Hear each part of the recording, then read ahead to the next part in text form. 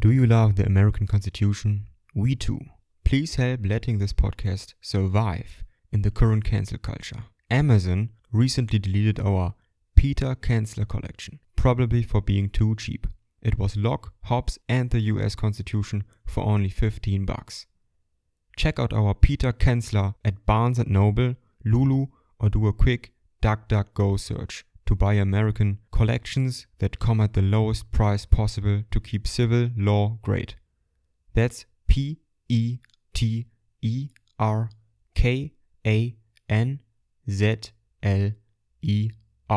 featuring the original texts from Locke, Hobbes, Rousseau, the US Constitution, Machiavelli, and many more, always bound together in just one book. Thank you very much.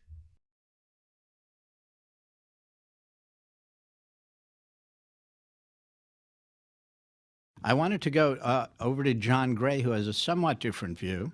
Many of you have read his books, seen his writing in a variety of publications. He's now formally emeritus professor of European thought at the London School of Economics. John, a few thoughts on the survival of the euro? Thank you very much.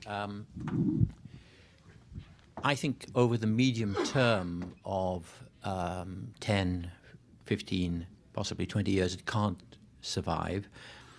Of course, it has been stabilized through the crisis of the last year or so, and many supporters of the euro, going back 20 years when I heard a talk by Oscar Fischer stating this view, anticipated that there would be great crises and argued that the result of the crises would be to strengthen the euro. So for supporters of the euro, this is not anything new. But I don't think the euro has been strengthened. It's been stabilized at the level of the currency and the banking system, but at enormous social and human and economic cost in the Mediterranean countries. I don't think we sufficiently grasp the depth of the human and social damage involved in nearly 2/3 of Spanish youth, that's to say people under 25, being outside the labor market, unemployed for many years, with many years on current policies, even if they're tweaked at the edges after the recent election in Germany, many years of policies producing maybe 5 or 7 or 10 more years of mass unemployment in large parts of Europe.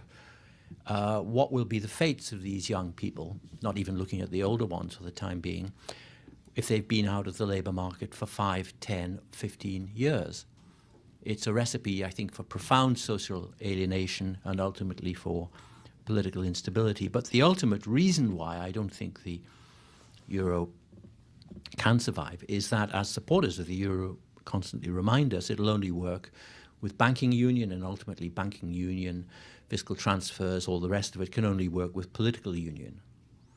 And I don't think a political union in a Europe of this size, a eurozone, a euroland of this size, maybe if it was smaller, if it had stayed smaller, if it had been a monetary union of a few closely similar countries, it could have endured and possibly or possibly not turned into a political union. But at the size that it is now, with the membership that it has now, I think there cannot be anything like a functioning democracy. And more generally, although I'm no fan of the nation state or of nationalism, the lesson of the last decades and of much of the last century is that the upper limit of democracy and also of political legitimacy is the nation state. There are a few multinational nation states left in the world, Canada, Spain, Belgium, the United Kingdom, but they're all relics of monarchy or empire. There are no functioning transnational democratic institutions, and I don't think there will be. Now, of course, you can take the view that we can't know in advance what's possible or impossible. If something looks impossible, we should test it in the experimental laboratory of history. That's been a disaster throughout the 20th century. I don't think this promises to be different, where Europe is a zone of peace. One of the achievements of The European Union in its earlier phase was a long period of peace. It was built largely by the people who supported it, primarily, and before it was an economic union as a means of peace. But we've also seen in more recent times that when conflict breaks out in the European continent, as it did in the Balkans, the European institutions were powerless to intervene unless there'd been an intervention by American armed force, unless American power was exercised as it was. There would have been no resolution of the Balkan conflict of the kind that there has. The European institutions are now heavily involved there, but they couldn't have been heavily involved there if American power hadn't been employed as it was. In terms of sort of its reach into the Balkans and that part of the post-communist world, it was pretty useless. So I think my view is it can't survive. Just to speak of my own country, there may be a referendum on the Europe on EU membership.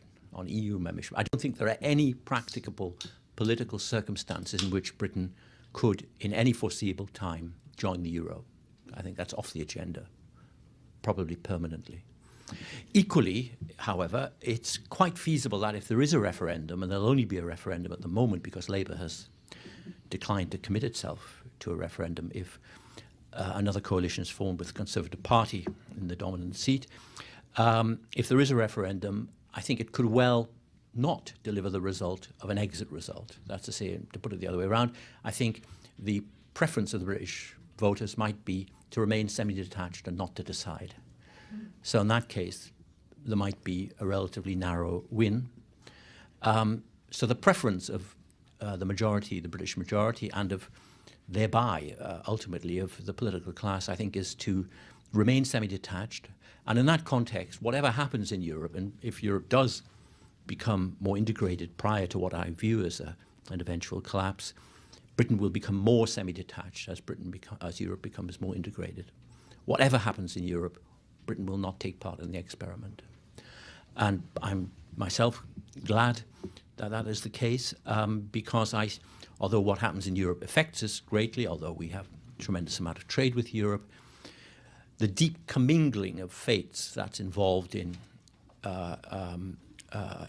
joining a project of political union, which I regard as essentially impossible of achievement, I think is one which the British public, the British voters will reluct from and will continue to reluct from, partly because had we been in the euro, had we joined, as for example Blair, one of his many visions by which he was intoxicated, was that after we'd joined the United States in a quick war of weeks or 2 or 3 months in Iraq, and Blair had been swept through Baghdad with flowers thrown over him and so on, he would come back. It's not made up. This is what he, I think, had in mind for a while. There would be a quick referendum on entering the euro and we'd have gone in. Had we gone in, we would now be in a position rather like that of Era, Ireland, multiplied by about 10. So the fact that we've stayed out, the fact that the so-called austerity policies, which are not that austere, have prevailed, by the way, partly because we've been able to devalue our currency, which we wouldn't have been able to do if we'd been in. That's what really did it, continuing control of our own currency. The British people, without paying deep attention to this, because Europe is about 7th or 8th on their list of priorities, any aspect of Europe, have the unconscious sense that we're much better off out of it and will remain out of it pretty well whatever happens.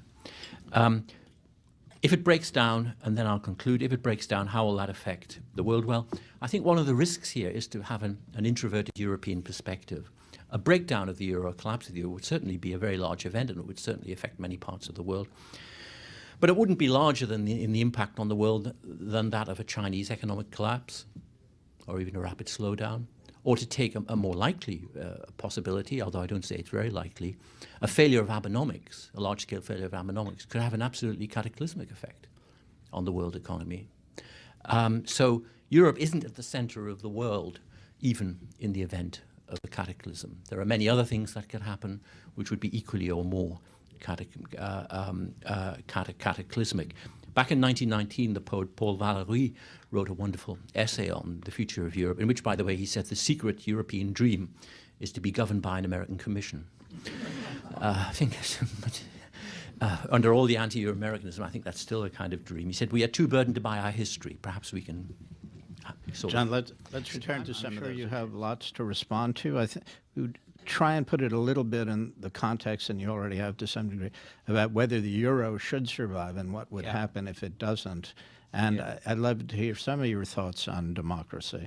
One of the ironies in the U.S. and in Europe is that the purely non-democratic Federal Reserve and the ECB were the ones who had the most, in the American term, liberal policies, and who, by and large, have so far at least saved the day. But John, go ahead.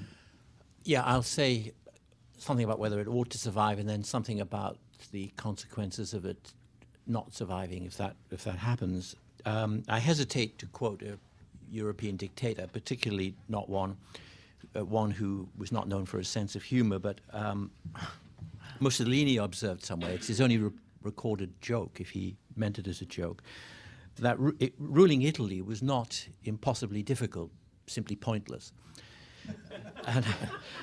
And I guess at the back of this is the idea that if this absurd project founders, then we have chaos, catastrophe, disaster, murder, that it's the only possible, that there is no alternative to it. Well, I mean, James Galbraith has already pointed to a number of alternatives that could perhaps be explored within the existing structures, though I'm doubtful myself if any of them will be explored in time and on a large enough scale to prevent a further crisis. So I think it would be better now to start thinking about how to adapt to a major crisis further down the road. We can't know, it could be because of an external event, it could be because of internal political developments, but let me just underscore one point, which is a feature which has been commented upon by James and others, but which I think is not sufficiently appreciated. One of the features of Europe today is a return of the classical European demons of poisoned pathological politics. Practically every European country, some worse than others, Greece for obvious reasons, but not only Greece, Hungary, and also, by the way, Italy, have seen a return of anti-Semitic, anti-Roma, anti-gay, anti-immigrant policies, not just on the fringes of politics, but really poisoning the whole democratic culture in these countries. So the risk, I don't think, is at all of a revival of any kind of classical interwar dictatorship, but of a poisoned and distorted and deformed democratic politics, which, even with respect to the centre parties, the non-extremist parties, are conditioned by the return of these pathologies. Now, one response to that is say that just shows the project hasn't been pursued vigorously enough, consistently enough. It must be altered in various ways. Press on. It will eventually come out in the wash.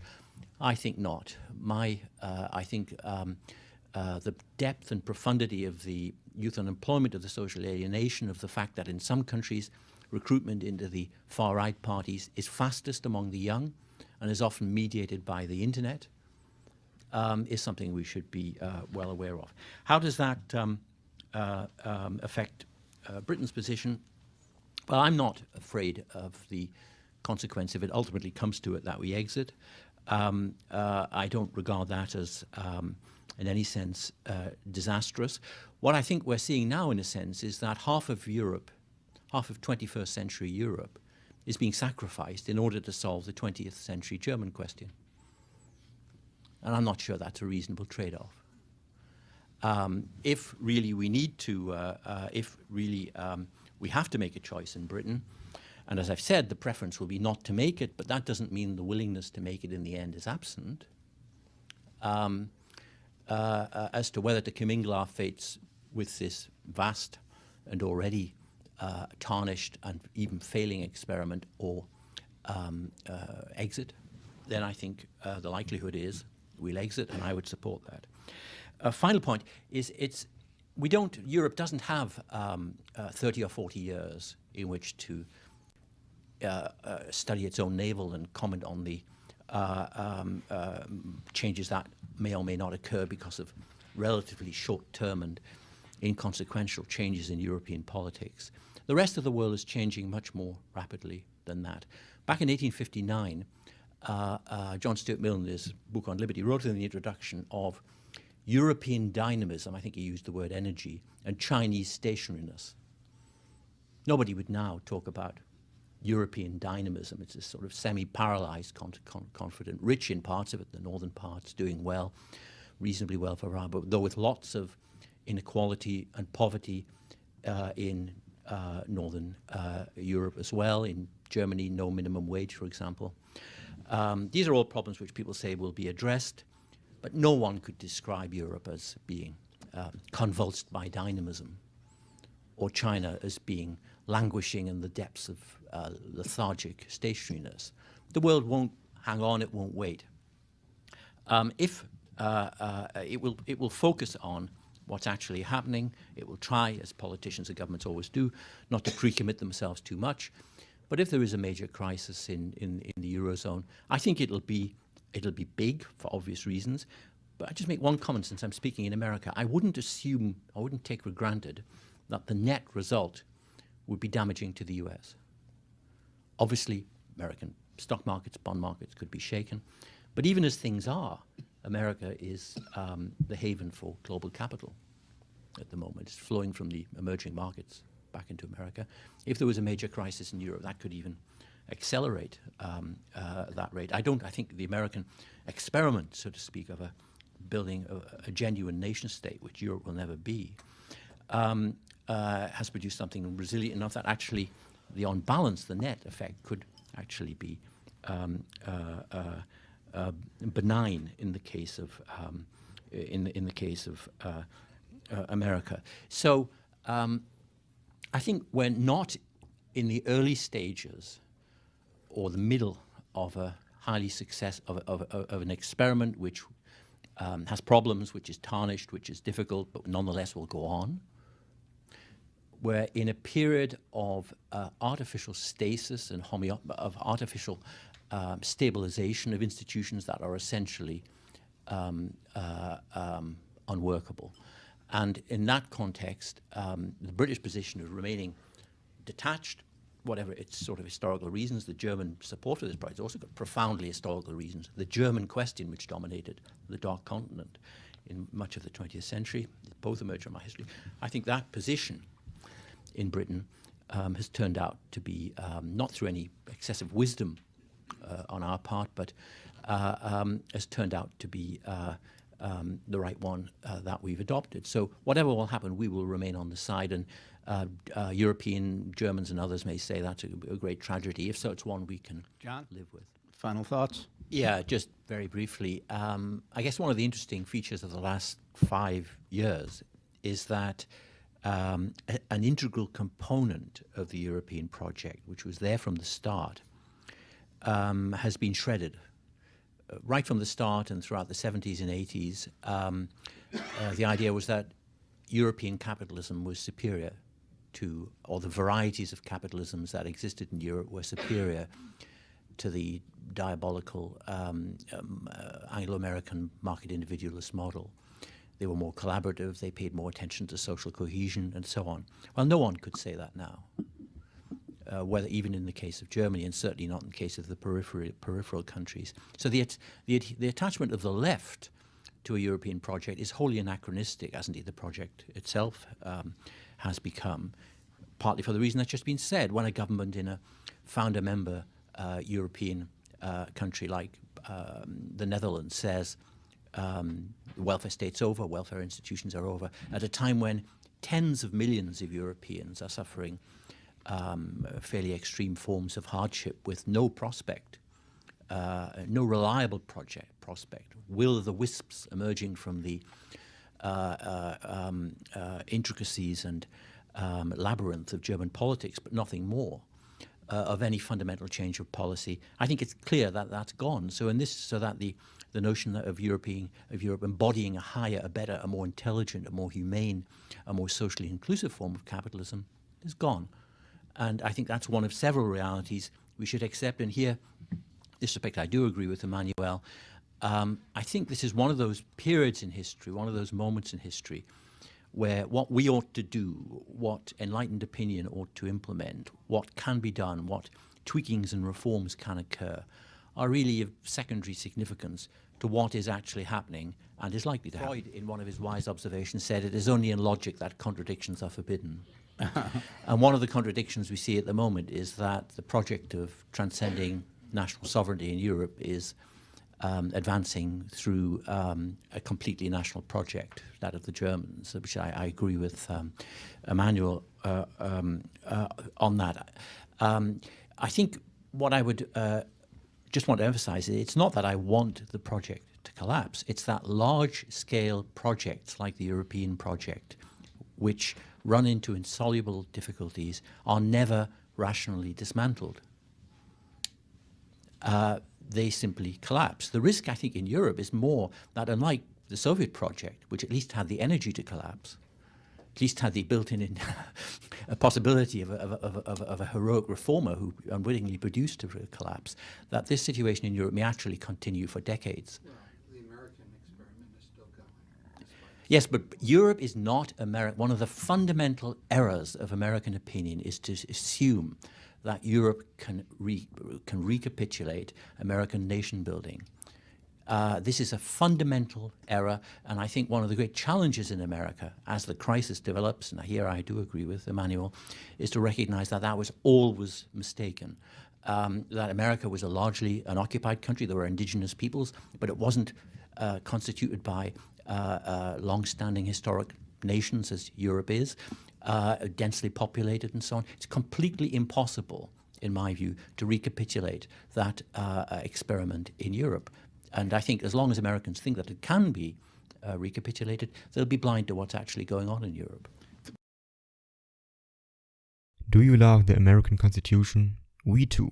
Please help letting this podcast survive in the current cancel culture. Amazon recently deleted our Peter Canceller collection, probably for being too cheap. It was Locke, Hobbes and the US Constitution for only $15. Check out our Peter Canceller at Barnes & Noble, Lulu, or do a quick DuckDuckGo search to buy American collections that come at the lowest price possible to keep civil law great. That's PETERKANZLER.